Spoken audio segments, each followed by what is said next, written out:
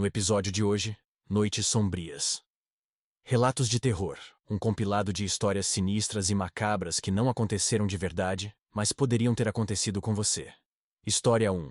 O Vigilante Noturno. Carlos sempre disse que a noite tinha personalidade própria. Durante seus 15 anos como vigilante noturno do Shopping Center Vila Nova, ele aprendeu a reconhecer os humores da escuridão. Algumas noites eram calmas, quase maternal. Outras chegavam carregadas de uma tensão que fazia os pelos da nuca se arrepiarem como antenas captando sinais de perigo. A noite de terça-feira, 13 de outubro, chegou diferente de todas as outras.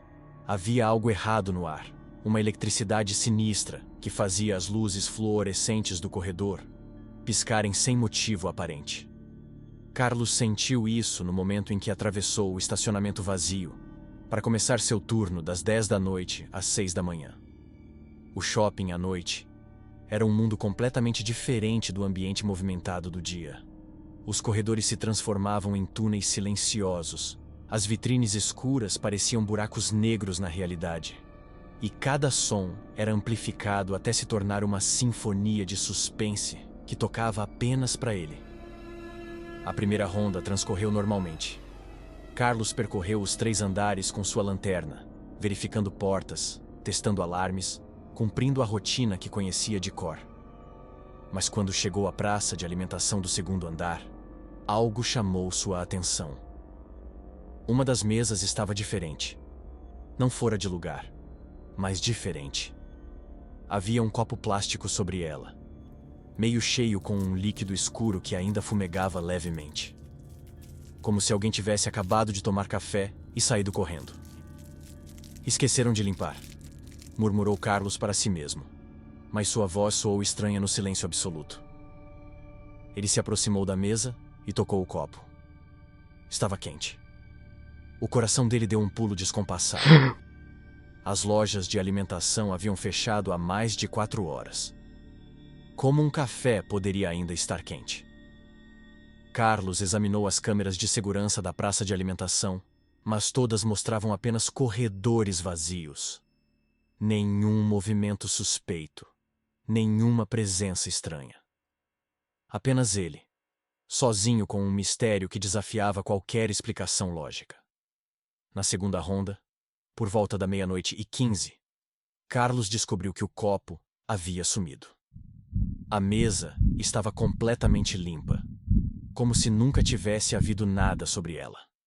Mas, no lugar onde o copo estivera, havia uma pequena poça de líquido escuro que formava um padrão estranho. Quase como se alguém tivesse escrito algo com o dedo. Quando Carlos se abaixou para examinar melhor, as luzes da praça de alimentação se apagaram todas de uma vez. A escuridão o envolveu como um abraço gelado, e no silêncio ensurdecedor que se seguiu, ele ouviu algo que fez seu sangue gelar nas veias. Passos, lentos e deliberados, ecoando pelo corredor principal. Mas não eram passos normais. Havia algo arrastado no movimento, como se quem caminhava tivesse dificuldade para se locomover. Carlos acendeu a lanterna com mãos trêmulas e direcionou o feixe de luz em direção ao som. O corredor estava completamente vazio, mas os passos continuavam, se aproximando cada vez mais. O eco metálico reverberava pelas paredes como batidas de martelo numa bigorna invisível. "Tem alguém aí?" gritou Carlos, sua voz quebrando o silêncio como um tiro. Os passos pararam imediatamente, deixando um vazio que era mais assustador que o próprio som. Carlos começou a andar em direção ao local de onde vinham os passos, mas a cada movimento seu, ouvia um eco duplicado, como se alguém estivesse caminhando exatamente atrás dele, espelhando cada passo que dava. Quando parou, o eco também parava. Quando acelerava, o eco acelerava junto. Era como se sua própria sombra tivesse ganhado vida e decidido segui-lo numa dança macabra pela madrugada. No 3º andar, Carlos encontrou algo que fez suas pernas bambas. No chão de mármore, havia pegadas molhadas, formando uma trilha que levava da escada até a loja de departamentos. Pegadas que não estavam lá na primeira ronda. pegadas que pareciam ter sido feitas por sapatos encharcados.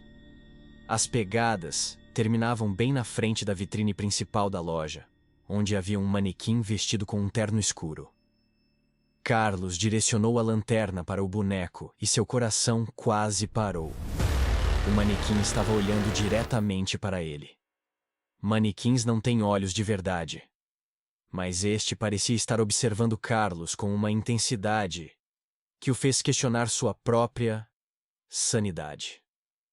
O rosto de plástico, que deveria ser inexpressivo, carregava uma melancolia profunda que atravessou seu peito como uma lâmina gelada. Isso não pode estar acontecendo, sussurrou Carlos. Mas sua voz, trêmula, traiu sua tentativa de racionalizar o impossível. Foi então que o manequim moveu a cabeça. O movimento foi quase imperceptível, uma inclinação sutil para o lado. Mas Carlos viu. Seus olhos não estavam pregando peças. Aquela coisa de plástico havia se movido como se estivesse tentando entender melhor quem o observava. Carlos recuou alguns passos, mas tropeçou nas próprias pernas e caiu sentado no chão frio. A lanterna rolou alguns metros, criando sombras dançantes que transformaram o corredor num pesadelo em movimento. Quando Carlos conseguiu se levantar e pegar a lanterna, direcionou a luz novamente para a vitrine. O manequim estava exatamente na mesma posição, de sempre. Braços rígidos, ao lado do corpo, cabeça ereta, olhando para frente. Mas no chão, bem na frente da vitrine, havia novas pegadas molhadas. Pegadas que levavam diretamente até onde Carlos estava. Ele correu e permaneceu lá até o amanhecer, observando as câmeras obsessivamente. Mas os monitores só mostravam corredores vazios e vitrines silenciosas. Na manhã seguinte, quando o shopping abriu, Carlos descobriu que o manequim da vitrine havia sido retirado na semana anterior. A loja estava em reforma e todos os bonecos haviam sido guardados no estoque. Mas Carlos sabia o que tinha visto. E quando pediu demissão naquele mesmo dia, deixou apenas um bilhete para seu supervisor. Algumas noites não foram feitas para serem vigiadas por pessoas vivas.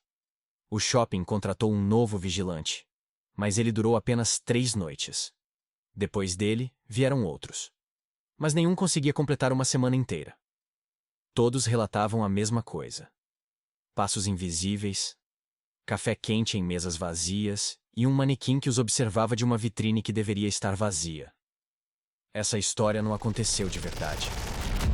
Mas poderia ter acontecido com você.